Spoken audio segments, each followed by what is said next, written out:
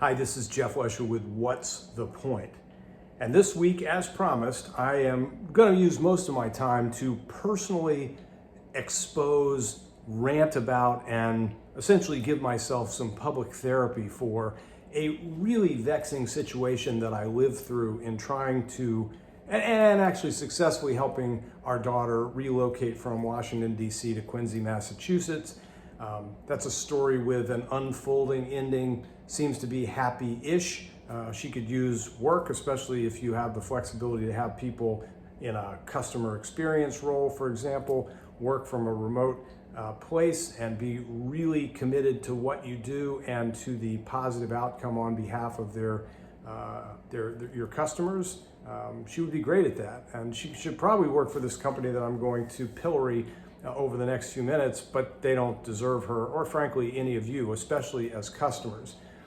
So I want to make the business point here first for rational, constructive people, and then I'm going to rant and vent and be a little bit nasty because, as my 12th grade high school government teacher liked to encourage us, don't get mad, get even. So this is my effort to get even, to go after a company called ROADWAY Van Lines and mount a hashtag campaign, hashtag roadway is roadkill, because hashtag that's the point.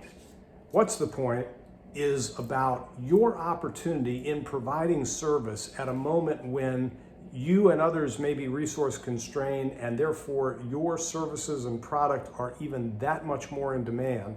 Don't blow this competitive distinction, this competitive advantage opportunity by being like Roadway, incompetent, somewhat belligerent jerks. Instead, take the opportunity, even if you can't deliver right away. Like, we have a client, for example, that has recast their timeline for delivery and said quite candidly, genuinely, warmly, encouragingly to their prospective clients, we can do this for you, but we can't do it in 1 or 2 weeks. We can do it in 5 or 6 weeks.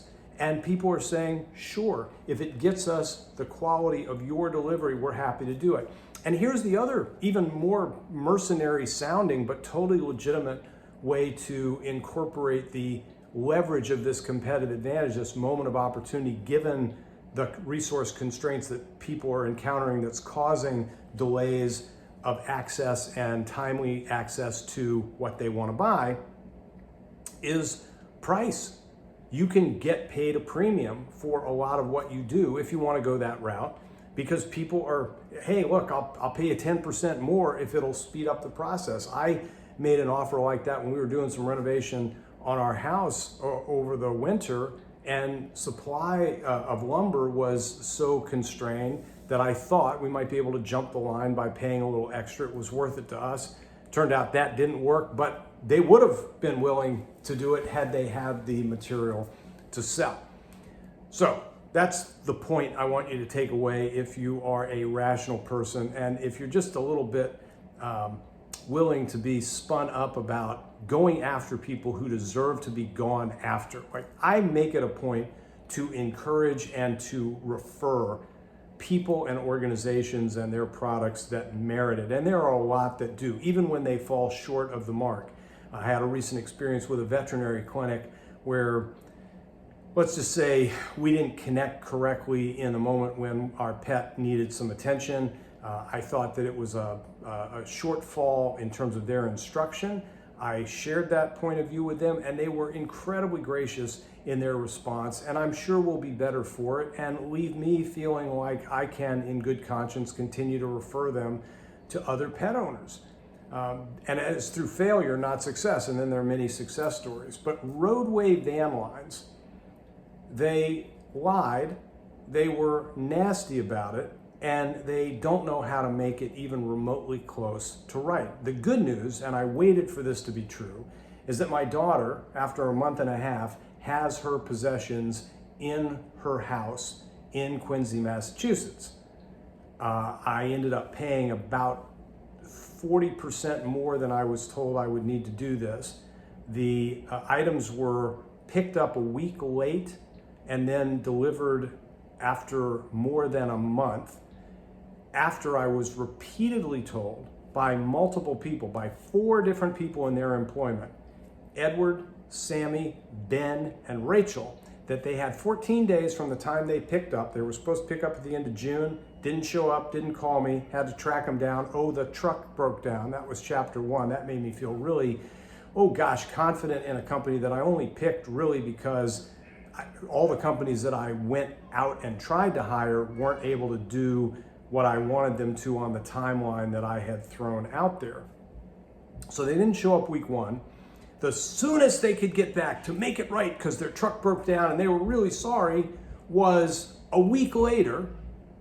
And they were going to give me $25 back per day to make up for the inconvenience.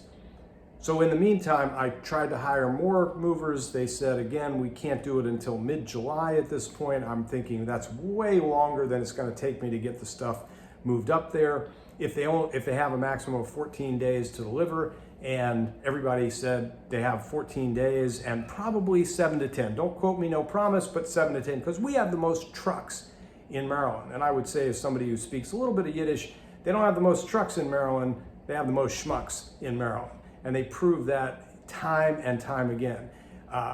When they didn't show up, and I called and emailed and texted the multiple people that I was trying to reach in order to find out, hey, what the heck is going on? I've been waiting all day for the truck to show up.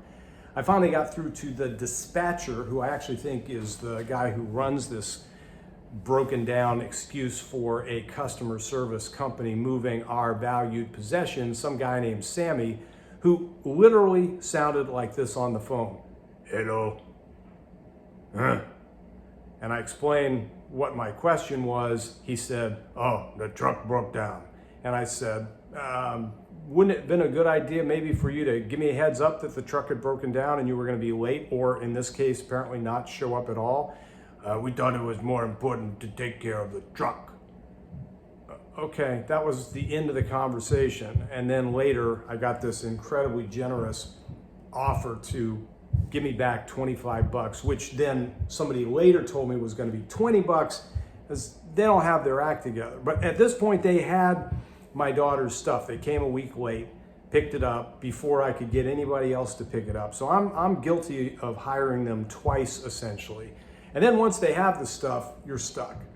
And I knew that it was going to take a week or so, but I kept asking for an update because we were traveling up there, Sophie and I, my daughter and I, to move in what we could. And then my wife was trying to organize a time to go after Sophie's stuff was delivered to help her move in more fully. And this went on for weeks. And the level of disregard and contact the other person, it's not my job, I don't really want to be involved, whether it was Edward or Sammy or Ben or Rachel, talk to somebody else about whatever it is that you want. We're charging you a lot of money and we'll basically get around to delivering when we want. And one of the interesting details about this was that they all said 14 days. Their contract actually says, which I signed in a bit of a rush, as you might imagine, when they finally showed up and they're taking the stuff out of the house, and you got literally 7 pages to read, initial, and sign in real time while you're being told that if you don't make payment in full right now, you either have to pay cash on the back end, and we're talking about a little more cash than most people walk around with in their pockets, or get a money order from the post office or Western Union or some not very accessible thing when you're moving to a new place and you don't have any idea, by the way, when the stuff is going to be delivered, and on some level aren't entirely sure what you're going to be charged when they get there, because they had also come and told me, oh, you have way more stuff than we told you you had, and therefore it's going to cost 40% more than we originally quoted you, which, you know, in real dollars, a lot of money. So they have 30 days. They have 30 days to deliver, and even if they don't deliver in 30 days, they only have to give you back $25 a day in restitution of sorts, and that's per business day.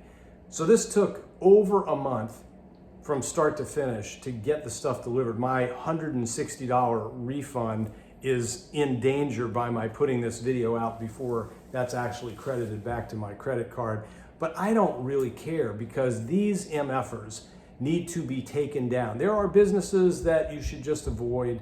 There are businesses that you should go to again. There are businesses that you should heartily refer others to, and there are businesses that you should seek to shut down because they are lying, nasty, incompetent people. And that describes the folks at Roadway. Hashtag Roadway is roadkill. Hashtag that's the point. So eat it, and I hope you never get hired by anybody who listens to this or passes this on again because you suck.